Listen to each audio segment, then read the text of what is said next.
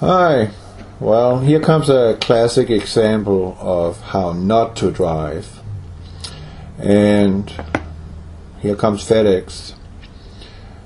And out there, I just detest people driving in white pickup trucks. I don't know if they think because their truck is white that they're somehow protected by an angel or something. Well, there's something about it. You're driving a white pickup truck, you're invincible, pretty much. So just watch here. This FedEx truck, he is waiting for him to be able to do a safe lane change. You see, he needs to get some distance before he get in. And he's getting distance. You see, he's only 2 dotted lines from me right now. That's a little too early. I will be blinded. And if he has to brake, I will have a hard time avoiding him. So he's doing the good thing that I see many truck drivers not doing. They're just swinging in right in front of you. They're only 1 dotted line distance from you, and they swing in front of you, and you're completely blind. And if he has to brake, well, I might lose my life. So now he's putting his blinkers on, and look at that. Did he just almost get himself killed there?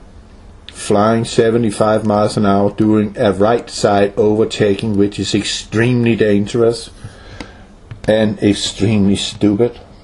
Over and out. Okay, here we got the other sequence. I had a funny experience here on Pilot Truck Stop in Fort Worth, and here comes a guy walking. He's coming over from this super Kenworthless truck here. Yeah, that's what I call him, Kenworthless. And there he comes. And look at his body language. Look at his body language. Now he's getting himself ready, puffing himself up. Well, I like to keep my truck squeaky clean. I represent my company when I get out to the customers. So I keep my truck clean all the time. Black tires, white, clean windows, clean rims, just clean. Look good for the company. Because I'm the one who sees the customer and the receiver. Right? Shipper and receiver. So he's coming over and bitching at me, screaming and shouting that's what we have truck wash for. And I told him I can do whatever I want to at the pump while I'm fueling, and it's none of his business. And you saw he started to approach me, right? And that's when he was trying to get intimidating on me. And I just looked right at him and I said to him, you don't want to go there. That made him back up, and you saw how short time he was passing the screen in left side, out of picture, and then how fast he came back. And when he was out here in the lane in front of me, he turned around and I was just shaking my head at him, and then he was bitching that I was a effing foreigner and I should go home to my own country. Well, I don't really got any respect for that. And what I do by the pump while I'm fueling, not taking up anybody's time, I can do whatever I want to with my truck, as long as I'm not vandalizing any material around the pump, or my own truck for that matter, or anybody. This is ridiculous, wouldn't you say? But he's working for a company called PAM, P-A-M, which I call Pathetic Amateur Management, because they drive like they don't know what they're doing. And it might sound a little weird, but of those drivers I've seen passing me, or I've been passing them when I worked for the other company, then I was rolling faster than them.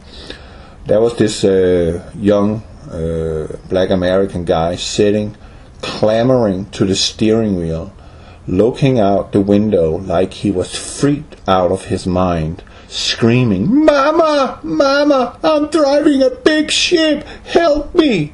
Literally looking like he was freaked out. You need to relax when you're driving that thing so you can pay attention to what's going on around you instead of clamming yourself to the steering wheel. I mean, that don't work out. I mean, you're going to be very tired at the end of the day, and next day you're probably just as tired because you didn't really relax. Well, I was actually wanting to go in and get myself a Subway because I was hungry, but I decided to roll through because I didn't trust his agenda. So I just rolled through and thought, well, I can eat later. And that's the guy over in the right picture now, far right, and now I'm swinging, and there he is in the middle now, his Kenworth. Oh, this is a Peter shit, okay. And then he sits inside there in his windshield and giving me the finger. How about that? I mean, that is ridiculous. It's none of his business what I'm doing, but he's probably sitting there all weekend not having a dispatch, and he's pretty ticked off. He's not making any money, and then he got annoyed by I was washing the grill on my truck because it was littered with bugs. So he decided to puff himself up, and that's what he is actually doing right now. Now he's getting ready, and then he starts freaking out. I mean, what the heck is up with him? So he had a bad day, I guess. Look at his gestures. And now he's approaching me because I'm telling him I can do whatever I want to, and then he approached me, and I say, you don't want to go there. Meaning, you want something? I'm ready for you. Go home. Go back to your truck. Look at him.